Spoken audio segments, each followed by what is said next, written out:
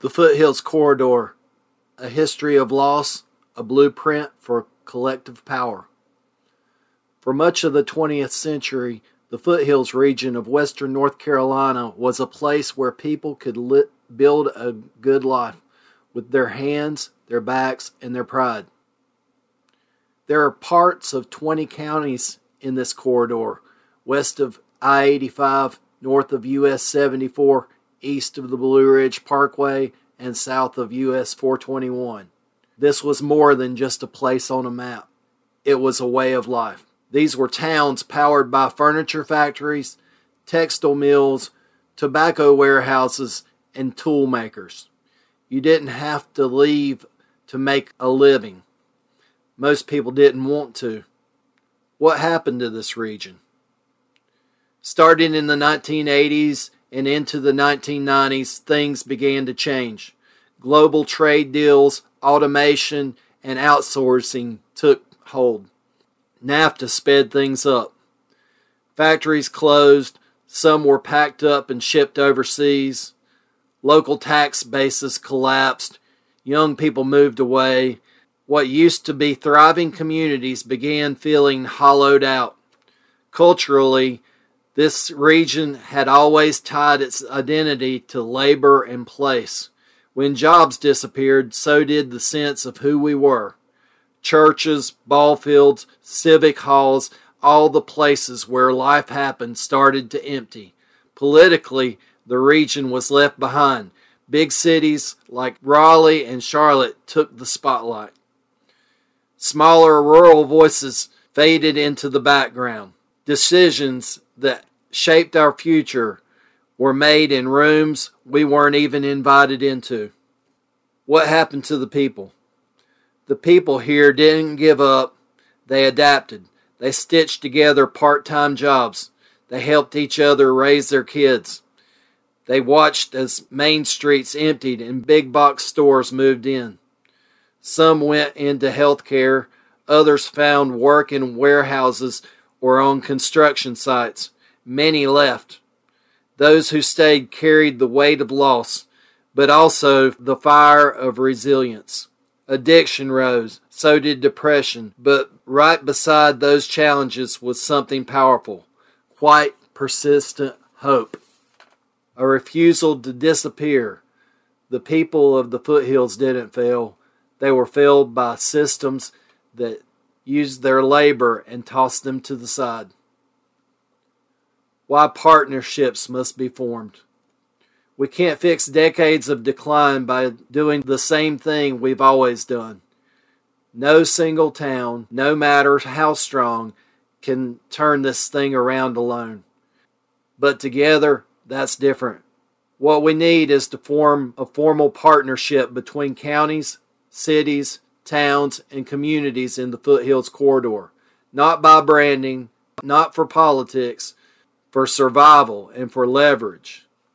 Working together, we can line up regional grant priorities so we stop competing against each other.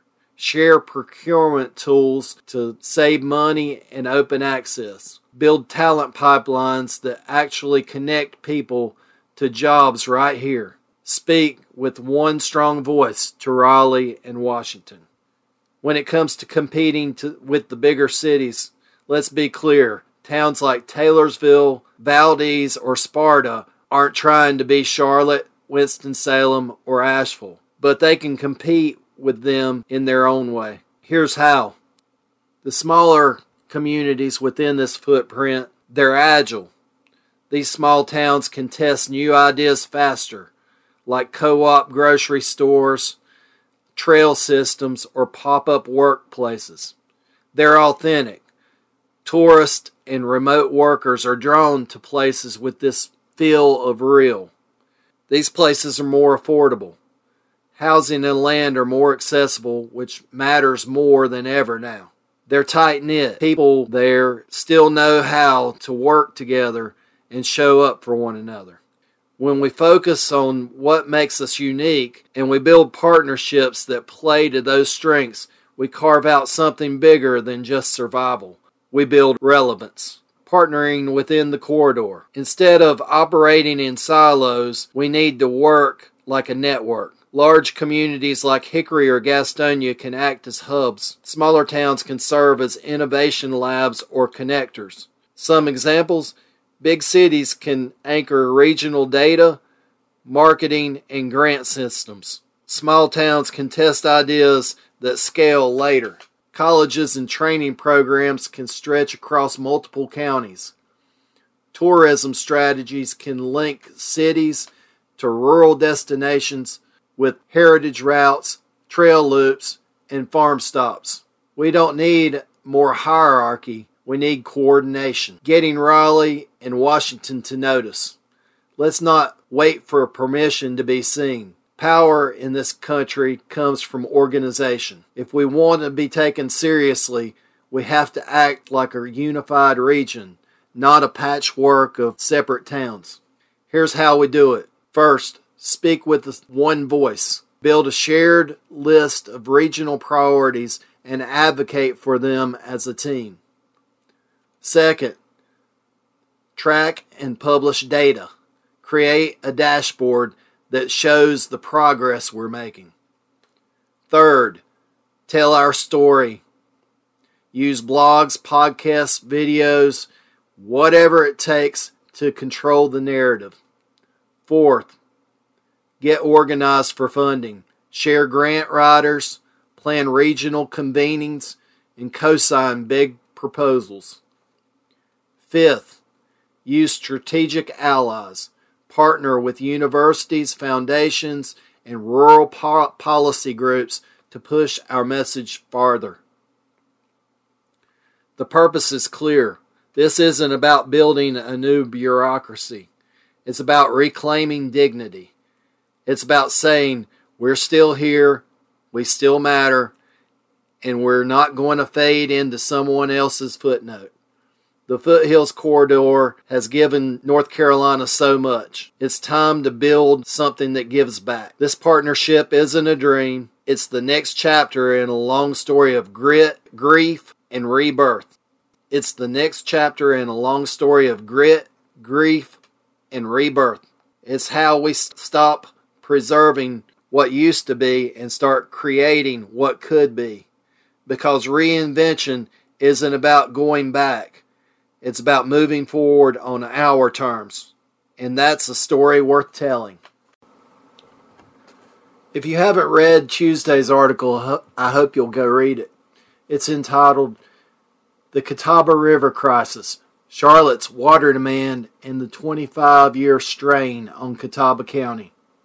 For 25 years, Catawba County has fueled Charlotte's explosive growth, supplying water for server farms and urban sprawl, while bearing the strain. Now Charlotte wants even more, requesting a 63 million gallon daily transfer from the Catawba River Basin. Meanwhile, server farms in Catawba County in the upcoming year will draw 11 million gallons per day, but offer few jobs in return. The balance is off. Catawba County must shift from being a resource hub for Charlotte to becoming a regional partner, or the risk of being drained dry. This isn't just about water, but it's about power, fairness, and the future. The next 25 years start now. Thursday's article is entitled, "Hickory, North Carolina, Economic Transformation from 2011 to 2025. From the post-industrial collapse to cautious reinvention, Hickory's story is one of a slow but steady transformation. In 2011, leaders said evolve or be forgotten. By 2025, we see a city no longer clinging to furniture factories, but now wired with fiber optics and housing data centers. Public spaces are improved, the workforce has come a long way, and livability rankings are climbing. But challenges remain: economic fragility, cultural stagnation, and limited diversity still cast shadows. This isn't a miracle turnaround, it's a measured march forward. And the real question now is, can Hickory turn momentum into a legacy? Being an entrepreneur is high risk, high reward. It can be intimidating. You have to put yourself out there. You have to make it happen. There's no filter. It's hard to stay in the shadows and still make something real. I've spent years being a main contributor, but eventually you get tired of building things for other people, especially when you don't get the credit, but you sure can get the blame. Sometimes the perception has nothing to do with the truth, and that wears you down. So now I'm building something that can't be taken from me, something of my own. To some, I might come off as a little kooky, but others see the charm. I think I'm a juxtaposition of skills, creativity, and authenticity that still carries a little humanity. Well, I think I've said enough. I'm signing off for now. Thank you and goodbye until next time.